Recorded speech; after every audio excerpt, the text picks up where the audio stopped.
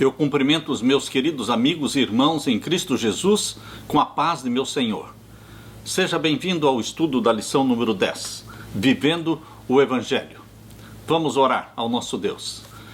Pai querido que estás nos céus, estamos na Tua presença, buscando a Tua bênção, a Tua paz, a Tua graça, buscando o poder do Espírito Santo presente na minha vida e na vida dos meus irmãos. Derrama sobre nós o Teu poder. Fala para o nosso coração através da Tua palavra, em nome de Jesus. Amém. Vivendo o Evangelho. O cristianismo não é um código de crenças. O cristianismo não é um número estatístico. O cristianismo é uma vida que represente a Jesus Cristo, aqui e agora. Você e eu precisamos viver o Evangelho. Pregar não somente para os ouvidos, mas pregar para os olhos. As pessoas precisam ver o Evangelho sendo vivido na minha e na sua vida. Quando nós falamos de mandamentos, de requisitos, de estatutos de Deus, podemos passar a impressão de que a salvação é pela obediência, é pelo cumprimento das ordens de Deus, mas, queridos, longe disso. A Bíblia diz que a salvação é pela graça e pela graça somente. Pela fé que nós temos em Cristo Jesus como Salvador e no seu sangue derramado, nós somos perdoados. Não é o que eu faço, mas é o que Jesus Cristo fez na cruz do Calvário. E o que Jesus continua fazendo por mim e por você lá no santuário do céu. É isso que nos dá a salvação. Em nenhum momento devemos pensar que as nossas obras de caridade, a nossa compaixão, a nossa forma caridosa de tratar os necessitados, não deveremos pensar nisso de forma legalista, achando que isto conquista méritos e nos dá a salvação. Não, queridos. Toda compaixão, toda caridade, todas as boas obras são somente frutos da salvação. Frutos, evidências que mostram que nós realmente fomos salvos em Jesus Cristo, recebemos uma nova natureza, recebemos o amor de Deus em nosso coração e este amor é extravasado em boas obras. O mesmo amor demonstrado por Jesus para com os necessitados, para com as crianças, para com os pobres, enfim, para todas as pessoas de qualquer raça ou tribo ou nação. Aquela mesma atitude, aquela mesma bondade. Tudo isso precisa ser visto, revelado na sua e na minha vida. Cristianismo é uma experiência pessoal e íntima com Jesus, onde Cristo e o cristão, eles se fundem, como se fossem uma só pessoa. Por quê? Porque o cristão se torna a mente de Jesus, o caráter de Jesus, o temperamento de Jesus. O cristão revela, assim, todos os traços de caráter de Jesus. Por isso, nós poderíamos dizer que Cristo e o cristão, eles se fundem, se tornam um só, para que os outros vejam em mim e em você Cristo revelado. Na parte de domingo, Deus amou o mundo de tal maneira. Esta é a expressão que você encontra em João capítulo 3, verso 16. Abra sua Bíblia em João capítulo 3 e o verso 16 e 17. Aqui nós lemos: porque Deus amou o mundo de tal maneira que deu seu Filho unigênito. Quem ama, dá. Quem ama, se sacrifica. Quem ama, se entrega, sem reservas. Por isso, Deus, o Pai, amou o mundo de tal maneira que deu seu Filho unigênito. Por que Filho unigênito? É o único gerado desta espécie. O único gerado dessa espécie. Que espécie?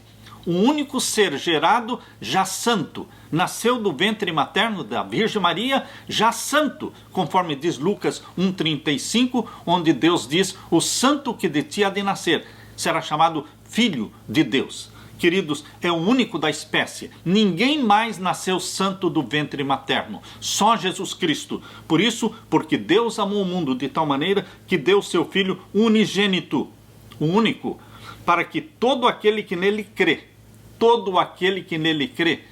indiscriminadamente. Queridos, não existe uma seleção, não existe uma acepção de pessoas, não existe uma discriminação, não existe uma predestinação de uns para a perdição e outros para a salvação. Não. A Bíblia diz que Jesus Cristo morreu por todos os seres humanos. todos os pecadores que clamarem pelo sangue de Jesus Cristo, todos os pecadores que crerem neste santo e poderoso e venerável nome Jesus, eles serão salvos, para que todo aquele que nele crê não pereça, mas tenha a vida eterna. A vida eterna está estendida a todos, indiscriminadamente. E o verso 17, porque Deus enviou o seu Filho ao mundo, não para que condenasse o mundo, mas para que o mundo fosse salvo por ele. Jesus Cristo veio para salvar o mundo. A palavra grega aqui, cosmos, mundo, se refere à humanidade toda. Não importa a raça, a nação, a tribo, não importa a cor, não importa a religião. Jesus Cristo morreu por todos, e todos aqueles que crerem e clamarem pelo sangue de Jesus serão salvos. Aqui em João capítulo 3 e o verso 14, diz assim: e como Moisés levantou a serpente no deserto, assim importa que o Filho do Homem seja levantado. Lá no deserto, quando todos estavam sendo picados por serpentes e morrendo, Deus ordenou para que Moisés fabricasse e construísse uma serpente de metal e levantasse. E todos aqueles que olhavam para a serpente eram curados. Queridos, Jesus Cristo estava lá representado pela serpente. Mas você pode perguntar, pastor, mas a serpente na Bíblia é símbolo de Satanás? É símbolo do pecado? É exatamente isso, queridos. Jesus Cristo, ele nasceu da Virgem Maria e viveu, tornou-se um de nós e se tornou pecado. Por isso ele se sentiu abandonado na cruz e disse: Deus meu, por que me desamparaste? Porque não antes da cruz, mas exatamente na cruz, os nossos pecados foram assumidos por ele. Jesus de fato se tornou pecado na cruz. Por isso, o símbolo da serpente. Mas, queridos, ao olharmos para Cristo, que se tornou pecado na cruz, nós somos salvos, nós somos curados, nós temos a vida eterna. E como Moisés levantou a serpente no deserto, assim importa que o Filho do Homem seja levantado, para que todo aquele que nele crê, novamente, todo aquele que nele crê. Eu não sei aonde os teólogos vão encontrar textos na Bíblia que deem apoio à ideia da predestinação, de que alguns foram predestinados para a perdição e outros para a salvação. E aqueles que foram predestinados para a perdição, mesmo que queiram se salvar, não conseguirão. E aqueles que foram predestinados para a salvação, mesmo que queiram se perder e mesmo que façam coisas erradas, eles irão ser salvos, porque foram predestinados para a salvação. Queridos, isto não tem apoio bíblico. A Bíblia está dizendo claramente aqui no verso 15, João capítulo 3, verso 15, para que todo aquele que nele crê, todo aquele que nele crê, é indiscriminadamente todos os seres humanos que quiserem e clamarem pelo nome e pelo sangue de Jesus Cristo, para que todo aquele que nele crê não pereça, mas tenha a vida eterna. Jesus é a vida eterna. Isso nós lemos na primeira carta de João. Abra sua Bíblia na primeira carta de João, capítulo 5. Primeira carta de João, o capítulo 5, nós temos esse texto que fala que Jesus Cristo é a vida eterna. Primeira carta de João, capítulo 5, e vamos ler então o verso 11 e 12. E o testemunho é este, que Deus nos deu a vida eterna, e esta vida está em seu Filho. Quem tem o Filho, tem a vida. Quem não tem o Filho de Deus, não tem a vida. Estas coisas vos escrevi para que saibais que tendes a vida eterna e para que creiais no nome do Filho de Deus. Jesus Cristo, o Filho, gerado no ventre da Virgem Maria, gerado pelo Espírito Santo, que nasceu entre nós. Ele é Deus em carne. Ele foi o Criador dos céus e da terra, conforme diz em João capítulo 1. No princípio era o Verbo, e o Verbo estava com Deus, e o Verbo era Deus. E todas as coisas foram feitas por ele, e nada do que foi feito sem ele se fez. O Evangelho de João, capítulo 1, verso 1 e 2, menciona que Jesus Cristo é Deus, e ele é o Criador dos céus e da terra. E em João capítulo 1, verso 14, diz: e o Verbo se fez carne. Ou seja, este Deus que criou céus e terra, ele se tornou carne, se tornou um de nós, e nós vimos a sua glória, como a glória do unigênito do Pai. Ele é a vida eterna. Crer nele é ter a vida eterna. Queridos, isto é evangelho, isto é cristianismo, salvação através de uma pessoa.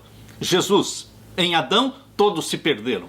Mas no segundo Adão, que é Jesus Cristo, todos podem se salvar, se quiserem. E eu quero. Você quer também a salvação em Jesus Cristo? É tão simples assim. Abraçar a Jesus como Salvador. Entregar a Ele a sua vida, seu coração. Filho meu, dá-me o teu coração. Você dá o seu coração pecaminoso a Jesus e Ele o purifica com o seu sangue. E você se torna justo aos olhos de Deus como se nunca tivesse pecado. Aleluia! A salvação é para todos. Porque Deus não faz acepção de pessoas. Mas nem todos se salvarão, nem todos herdarão o reino dos céus, por causa da incredulidade e rebeldia. Decida ainda hoje, meu querido irmão, arrependimento ou teimosia? Jesus ou religiões? Bênção ou maldição? A vida ou a morte? Decida-se por Jesus Cristo. Quem tem o Filho de Deus tem a vida eterna. Na parte de segunda-feira, compaixão e arrependimento. A palavra compaixão tem tudo a ver com Jesus. A palavra compaixão tem tudo a ver com o cristianismo. Jesus foi um exemplo vivo de compaixão. Ele não conseguia ver alguém chorando sem chorar com a pessoa. Ele não podia ver um funeral, por exemplo, aquele funeral onde a mãe, que era uma viúva e cujo filho único tinha morrido, e estavam saindo da cidade levando para enterrar o filho, e Jesus Cristo viu e sentiu compaixão. Jesus mandou parar o funeral e ressuscitou o filho da viúva, devolveu-o para sua mãe. Jesus Cristo tem compaixão. Quando você chora, Ele se compadece de você. Quando você sofre, Ele se compadece de você. Compaixão é uma palavra composta. Com mais paixão. Ou seja, com mais grande amor, grande piedade. A compaixão nunca é passiva, ela é ativa, porque ela faz algo a favor daquela pessoa que está sofrendo. A compaixão nos move, nos leva à ação, assim como o bom samaritano. Ele parou e cuidou do homem que estava quase morto, lançado no chão. Ele parou, arriscando a sua própria vida. Ele curou as feridas, ele gastou dinheiro com aquele homem, ele colocou na sua cavalgadura. Queridos, compaixão nos leva a agir a favor dos pobres, dos necessitados. Teríamos que ser como robôs para não sentir e não sofrer com as pessoas que sofrem. Os lamentos que nós vemos quando lemos o livro de Salmos, o sofrimento de Jeremias, chamado de o profeta chorão, e de todos os outros profetas, bem como as lágrimas de Jesus Cristo diante do túmulo de Lázaro, Jesus chorou. E olhando para Jerusalém também, Jesus chorou. Ele não despedia as pessoas com fome, mas dava-lhes de comer, porque ele tinha compaixão. Muitas vezes Jesus tinha que descansar, mas quando ele desembarcava do barco, lá na praia estava uma multidão esperando por ele. E a Bíblia diz, e Jesus teve compaixão daquela multidão. Agora, queridos, o que é que nós poderíamos fazer para sentir esta mesma compaixão que Jesus sentia? Uma coisa mencionada na Bíblia. Prepare e condiciona o nosso coração para sentir compaixão. Antes de sentirmos compaixão, nós temos que sentir arrependimento. Quando nós somos tocados pelo Espírito Santo e nos arrependemos dos nossos pecados e confessamos os nossos pecados, o Espírito Santo vai gerar em você compaixão pelo seu próximo, compaixão pelas pessoas. Mas pessoas que não se arrependem, e porque não se arrependem, não confessam os pecados, são pessoas que vão se tornando duras de coração, coração empedernido, insensíveis às necessidades dos seus semelhantes. Por isso, queridos, arrependimento e compaixão andam juntos. Abra sua Bíblia em Mateus capítulo 9. E vamos ler aqui em Mateus capítulo 9 e o verso 35 e 36. Aqui nós lemos: E percorria Jesus todas as cidades e aldeias, ensinando nas sinagogas deles e pregando o evangelho do reino e curando todas as enfermidades e moléstias entre o povo. Jesus tinha um ministério caracterizado pelo ensino, pela pregação e pela cura das pessoas. Ele ensinava, ele pregava e ele curava as pessoas. E o verso 36, e vendo a multidão, teve grande compaixão deles. Eu me conforto com a ideia de que Jesus Cristo tem compaixão. Porque ele, quando olha para mim, ele sente compaixão de minhas necessidades, de minhas misérias. Queridos, Jesus Cristo, ao olhar para você, Jesus Cristo, ao ver as tuas lágrimas, ele também sente compaixão. É desse Jesus que nós precisamos, porque é ele que nos conforta. E aqui diz, ele vendo a multidão teve grande compaixão deles, porque andavam desgarrados e errantes como ovelhas que não têm pastor. E agora vamos ler Mateus ainda, capítulo 14, e o verso 13 e 14. Mateus capítulo 14, versos 13 e 14. Aqui nós lemos: E Jesus, ouvindo isto, retirou-se dali num barco para um lugar deserto, apartado. E sabendo o povo, seguiu-o a pé desde as cidades. E Jesus, saindo, viu uma grande multidão, e possuído de íntima compaixão para com ela, curou os seus enfermos. Ele, Jesus, é o mesmo ontem, hoje e eternamente. Ele não pode ver alguém doente, ele quer curar. Mas ele quer usar você para curar as pessoas. Ele usa as suas mãos, ele usa a sua oração. Jesus quer que você e eu sejamos uma extensão dele aqui na terra. Vamos ler agora João capítulo 11, versos 33 a 35. Jesus, pois, quando a viu chorar, e também chorando os judeus que com ela vinham, moveu-se muito em espírito e perturbou-se. Jesus tinha sentimentos humanos. Ele é humano. Ele é Deus, mas ele é humano. Queridos, ele tem sentimentos porque ele se moveu muito em espírito e perturbou-se quando viu o povo sofrendo e chorando. Está falando da morte de Lázaro. E o verso 34, e disse: Onde o pusestes? Disseram-lhe: Senhor, vem e vê. Jesus chorou. E o verso 36, disseram, pois, os judeus: Vede como o amava. Jesus chorou por Lázaro. Jesus chorou pela multidão, Jesus chorou por Jerusalém, Jesus chora também por você e por mim. Bendito seja Deus por esse Jesus Cristo tão precioso, tão maravilhoso, que satisfaz a minha alma. Sabem por que não temos mais compaixão dentro da igreja, entre os irmãos? É porque está faltando arrependimento. Quando falta o arrependimento, os corações se endurecem.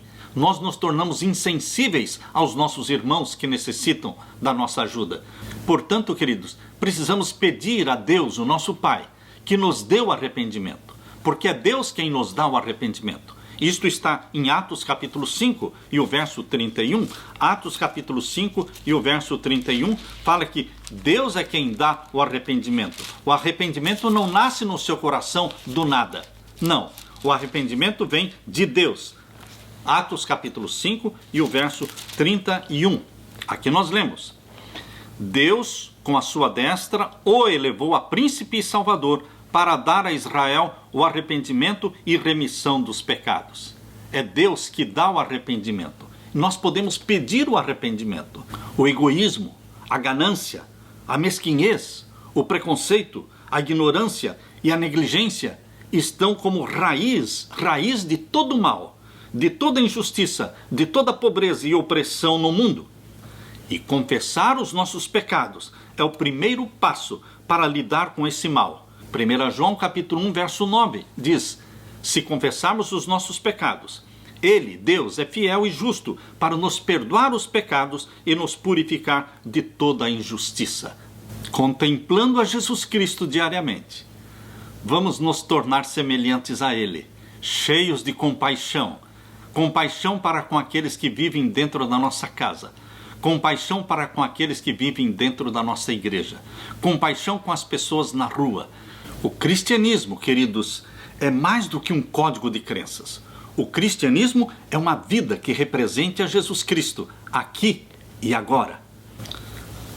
Na parte de terça-feira, graça e boas obras. Quanta contenda, quanta polêmica existe entre a graça e as boas obras. Alguns defendem a salvação pelas obras, outros defendem a salvação só pela graça. Indiscutivelmente existe uma má compreensão de como funciona o Evangelho de Nosso Senhor, como funciona o plano da salvação. Qual é o equilíbrio que existe entre graça e boas obras? Abra sua Bíblia e vamos ler Efésios capítulo 2. Efésios capítulo 2 e os versos 8 a 10. Efésios capítulo 2 e os versos 8 a 10. Aqui nós lemos: porque pela graça sois salvos, por meio da fé. E isto não vem de vós, é dom de Deus. Não vem das obras, para que ninguém se glorie. Porque somos feitura sua, criados em Cristo Jesus para as boas obras, as quais Deus preparou para que andássemos nelas. Queridos, duas coisas que estão definidas aqui neste verso de Paulo em Efésios capítulo 2, versos 8 até o verso 10. A primeira verdade: pela graça nós somos salvos, não pelas obras, pela graça, 100% pela graça, para que ninguém se glorie. Mas outro ponto importante, não menos importante, no verso 10, nós somos salvos pela graça, criados em Cristo Jesus para as boas obras, ou seja, todos os que foram alcançados pelo amor de Jesus Cristo, todos aqueles que foram salvos pela graça de nosso Senhor Jesus Cristo, eles se tornaram novas criaturas, eles foram criados em Cristo Jesus para as boas obras.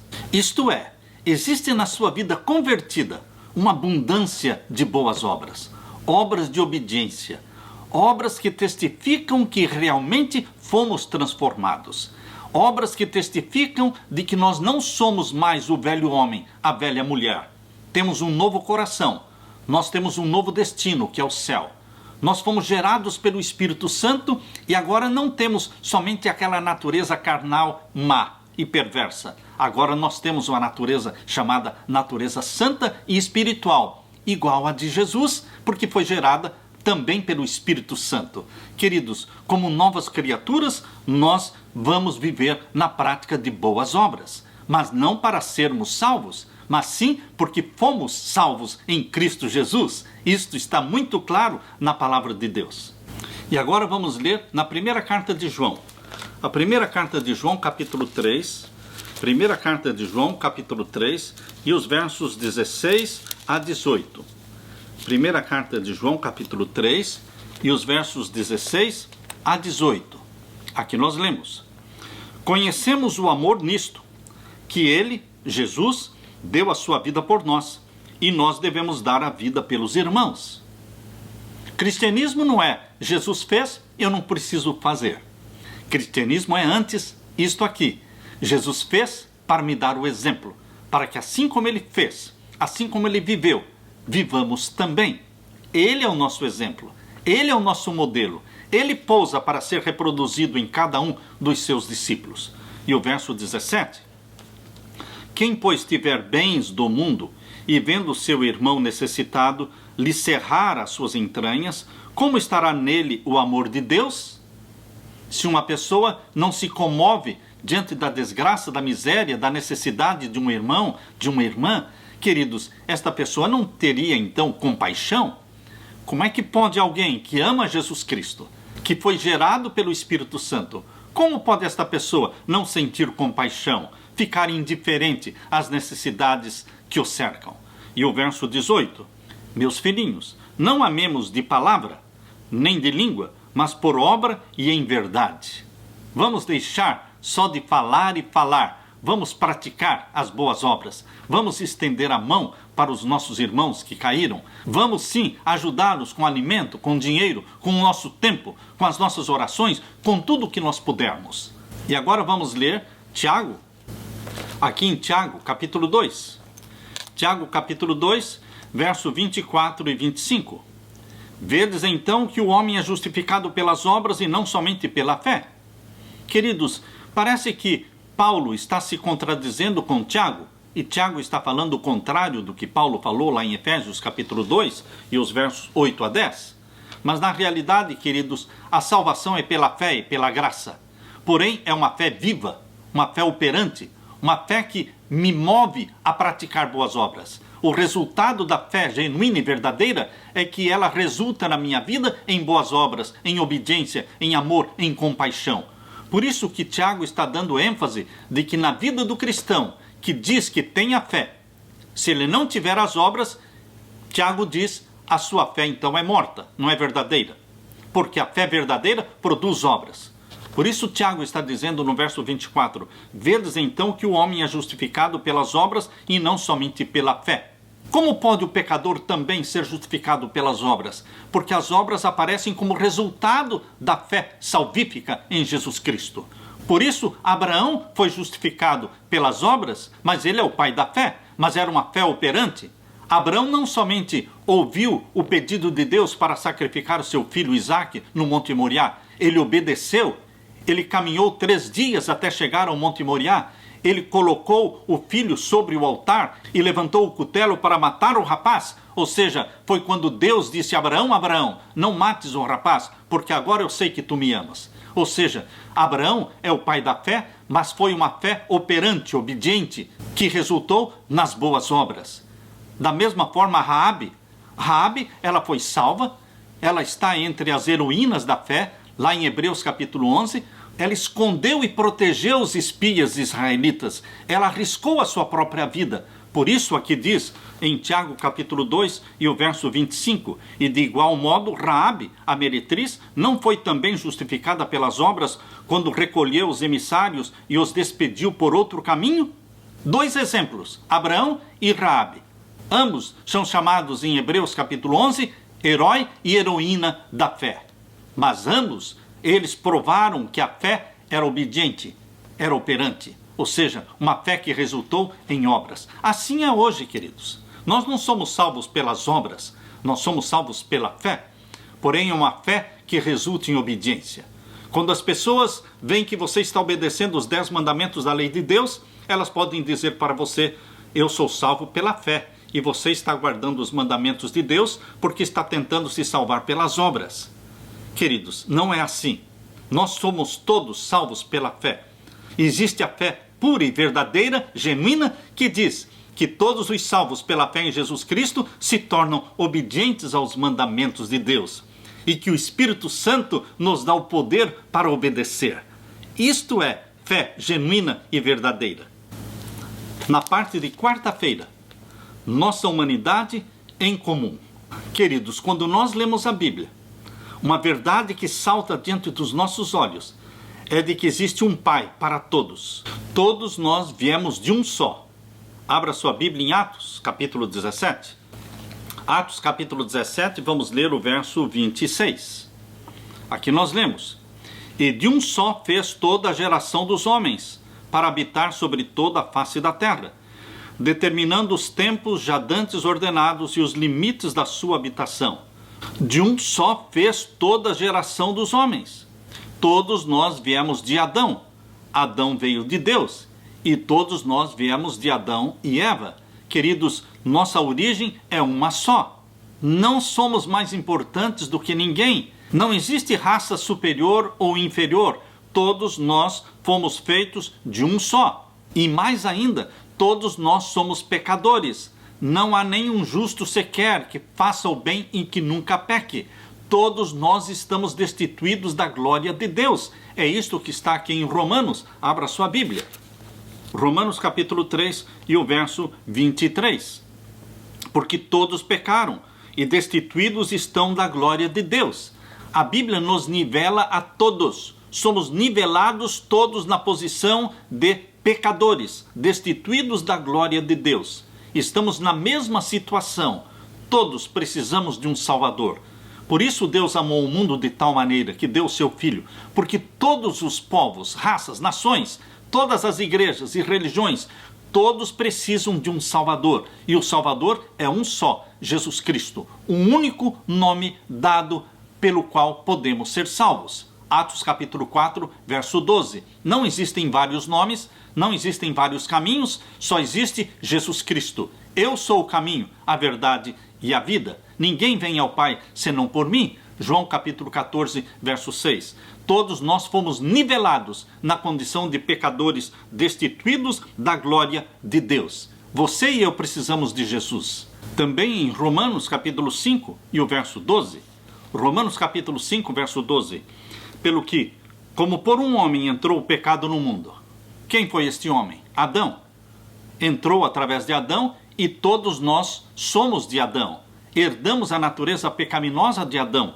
Através de Adão, somos pecadores e perdidos. Mas, queridos, graças a Deus existe o segundo Adão, que é Jesus Cristo, e por ele veio o perdão e a salvação.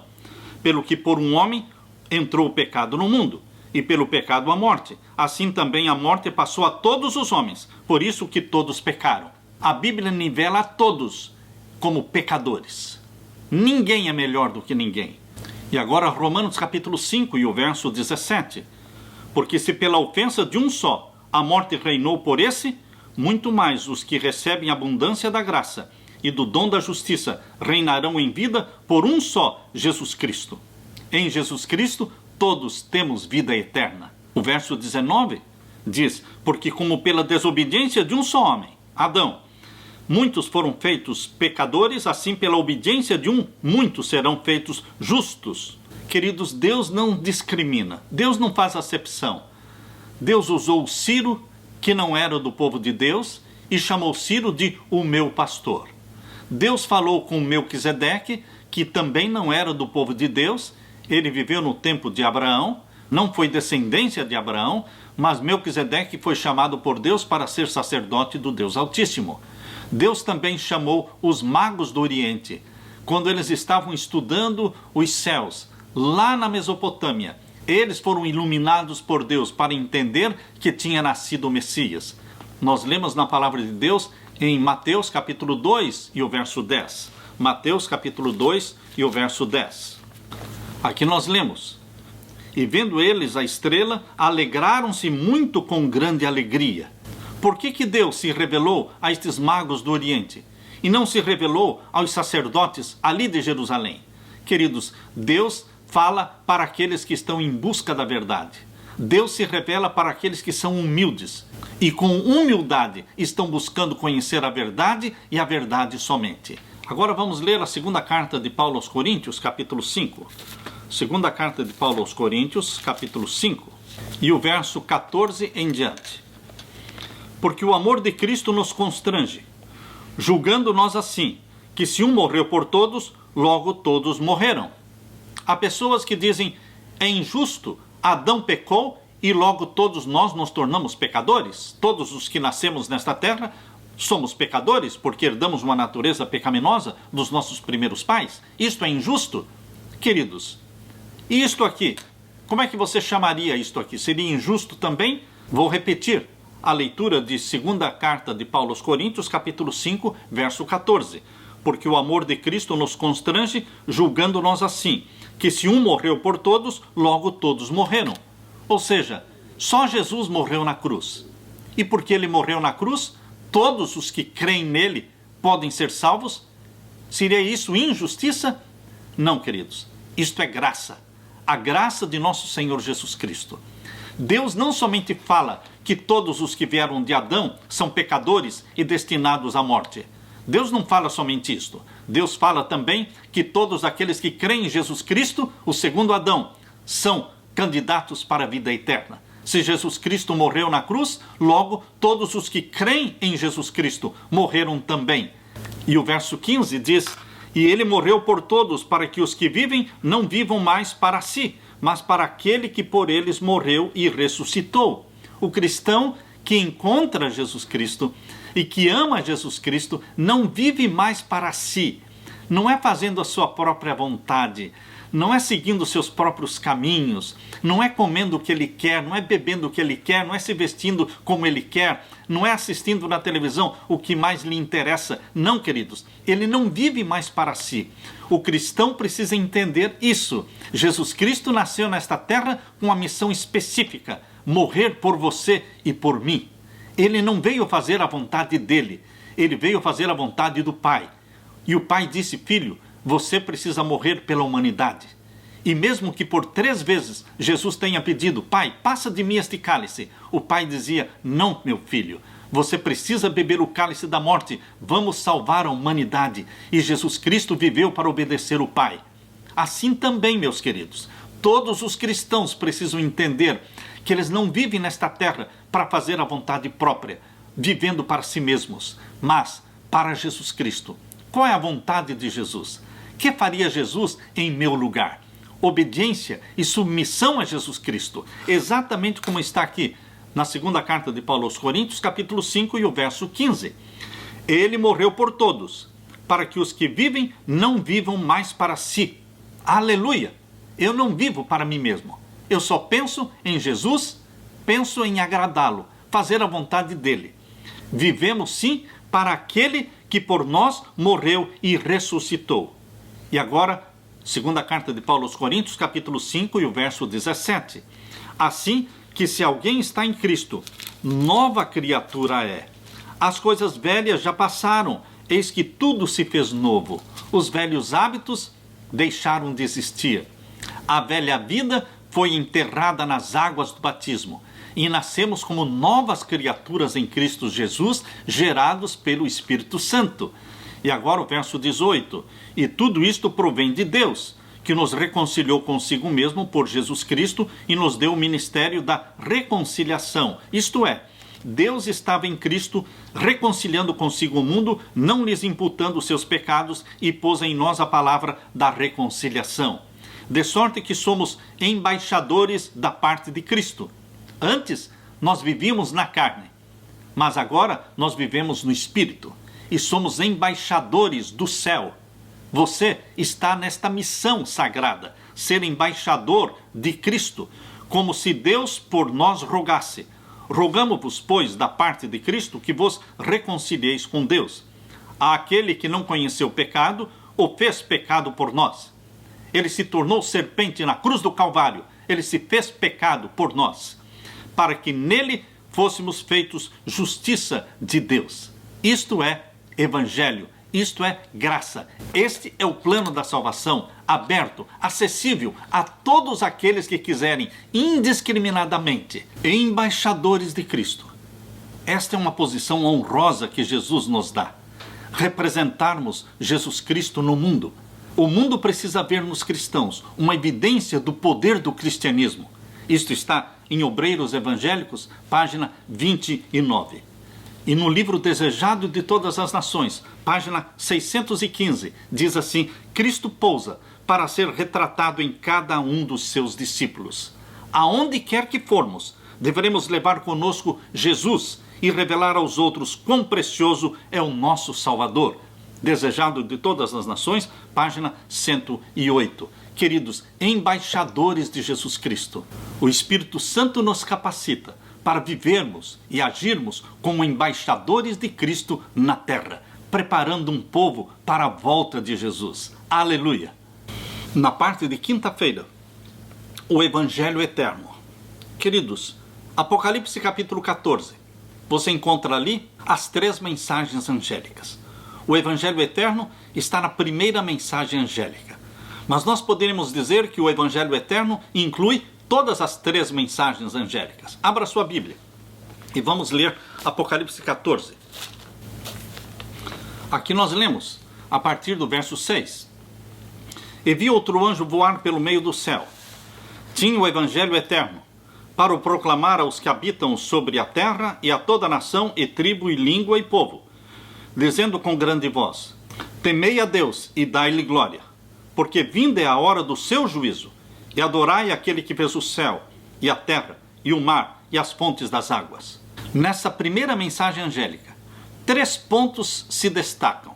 O primeiro ponto é o juízo. Chegou a hora do juízo. Em 1844, exatamente no final dos 2.300 anos, a maior profecia da Bíblia, que está lá em Daniel capítulo 8, verso 14. 2.300 anos, que começaram em 457 a.C. e terminaram em 1844. Em 1844, iniciou-se a purificação do santuário celestial, uma obra de juízo. Começou o juízo no céu pelos mortos. E, queridos, este juízo vai passar para os vivos tão logo o decreto dominical seja aprovado mundialmente. Quando a lei de Deus for abolida na face da terra, quando for implantado mundialmente o primeiro dia da semana, o domingo, como dia sagrado e santo no lugar do sábado, o 7º dia da semana, então, queridos, vai ter início o selamento do povo de Deus. O povo de Deus será selado pelo selo do Deus vivo, e os ímpios começarão a ser selados pelo sinal da besta. Queridos, este é o juízo anunciado em Daniel 8,14 e também na primeira mensagem angélica de Apocalipse capítulo 14, versos 6 e 7. Chegou a hora do seu juízo. Mas outro ponto que se destaca nesta primeira mensagem angélica é o chamado para a adoração. Aqui diz no verso 7, temei a Deus e dá-lhe glória, porque vinda é a hora do seu juízo, e adorai aquele que fez o céu, a terra, o mar e as fontes das águas. Adorar o Criador. Queridos, Deus é o Criador dos céus e da terra. Nós somos o maior movimento criacionista do mundo, porque nós cremos na semana da criação de 7 dias literais de 24 horas. Deus fez todas as coisas em 6 dias e no 7º dia descansou, abençoou e santificou. Isto está lá em Gênesis capítulo 2, versos 1 até o verso 3.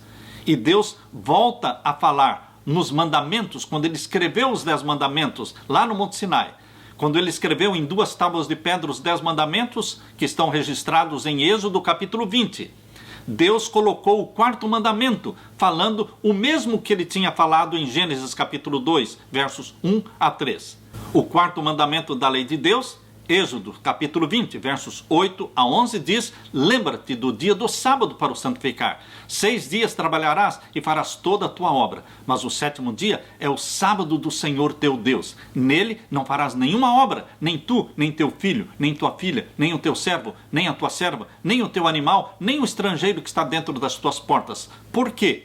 Porque em 6 dias fez o Senhor os céus e a terra, e no 7º dia descansou e abençoou. Queridos, Deus nos falou na semana da criação e Deus repetiu esta verdade maravilhosa do santo dia do Senhor, o sábado, nos 10 mandamentos, quando eles foram escritos. O Espírito Santo grava estes mandamentos de Deus em seu coração, na sua mente.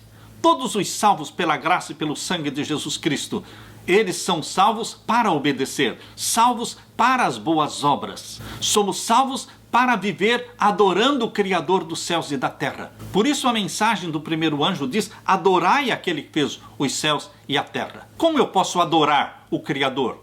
Guardando os mandamentos dele, reconhecendo-o como Criador, respeitando o monumento da criação, o memorial da criação, que é o sábado. Queridos, a Bíblia fala da criação e não da evolução. Não foram milênios, não foram eras intermináveis em que o ser humano foi se desenvolvendo. Não, queridos. Deus falou e logo tudo apareceu. Deus mandou e tudo veio à existência. É este evangelho eterno, falando do juízo celestial, chamando o povo para adorar o Criador dos céus e da terra e para respeitar e obedecer os mandamentos de Deus. É esta mensagem que nós precisamos pregar neste tempo do fim. Queridos, as 3 mensagens angélicas que estão em Apocalipse capítulo 14. A primeira fala sobre o juízo, a adoração e a criação. E a segunda mensagem fala: caiu, caiu, Babilônia. Queridos, todos os que rejeitam a primeira mensagem angélica, eles fazem parte deste complexo religioso chamado Babilônia. E eles cumprem a profecia que diz: caiu, caiu, Babilônia. Queridos, nós não fomos chamados para participar de Babilônia. Deus nos chama para sair de Babilônia.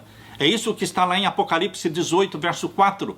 Apocalipse 18, verso 4 diz: sai dela, povo meu, para que não incorras nas pragas que cairão sobre Babilônia. Deus tem um povo maravilhoso, uma multidão de filhos e filhas de Deus, ainda nas igrejas que se chamam Babilônia. E Deus está convidando: sai dela, povo meu, para receber o selo do Deus vivo e não a marca da besta. O povo de Deus será selado pelo selo do Deus vivo e será então conduzido para o céu. Na segunda vinda de Jesus Cristo, seremos arrebatados para vivermos eternamente com Jesus Cristo. E no novo céu e na nova terra, nós vamos continuar adorando a Deus de sábado em sábado. Onde está isso? Em Isaías capítulo 66. Isaías capítulo 66, queridos, fala assim. Deixe-me ler para você. Isaías capítulo 66, e vamos ler então o verso 22 em diante. Aqui lemos Isaías 66, verso 22 e 23. Porque como os céus novos e a terra nova que hei de fazer estarão diante da minha face, diz o Senhor, assim há de estar a vossa posteridade e o vosso nome. E será que desde uma lua nova até a outra, e desde um sábado até a outro, virá toda a carne adorar perante mim, diz o Senhor. No jardim do Éden, Os filhos de Deus, Adão e Eva, guardavam o sábado. Quando o povo de Deus foi chamado e Deus lhes deu os 10 mandamentos, o 4º mandamento mandava guardar o sábado. Quando Jesus Cristo veio à terra, em Lucas capítulo 4, verso 15 e 16, diz que ele todos os sábados estava na igreja. Paulo todos os sábados estava na igreja. Os discípulos continuaram guardando o sábado. E na nova terra, queridos, nós vamos continuar guardando o sábado. Por quê? Porque o sábado é um monumento, um memorial da criação. Deus é o Criador. E nós o reconhecemos como Criador guardando o dia do Senhor, o Santo Sábado. Queridos, esta mensagem que está em Apocalipse capítulo 14, chamado de 3 mensagens angélicas, é o último convite de Deus para a humanidade. E a advertência de Deus para aqueles que fazem parte de Babilônia e não querem sair de Babilônia é uma advertência muito séria. E isto está na 3ª mensagem angélica. E aqui diz na 3ª mensagem, capítulo 14 de Apocalipse, e vamos ler então o verso 9 e 10. E seguiu-se o 3º anjo dizendo com grande voz: se alguém adorar a besta e a sua imagem. A besta aqui mencionada se refere a Roma papal, que instituiu o primeiro dia da semana como um dia sagrado no lugar do sábado. E a sua imagem, os Estados Unidos da América do Norte, que está fazendo todo mundo se ajoelhar e adorar ao poder papal. Se alguém adorar a besta e a sua imagem e receber o seu sinal na sua testa, que sinal é este? É o sinal colocado no lugar do sinal de Deus. Ezequiel capítulo 20, verso 12 diz que o sinal de Deus é o sábado, o sinal entre eu e vocês. Deus disse: para que saibais que eu sou o Senhor vosso Deus, eu lhes dei os meus sábados. Ezequiel capítulo 20, verso 12. Mas o sinal da besta é um sinal colocado no lugar do sinal de Deus. O sinal de Deus é um dia, é o sábado. O sinal da besta é um dia, é o primeiro dia da semana, que está bem encostadinho do sábado, porque a mentira está bem próxima da verdade.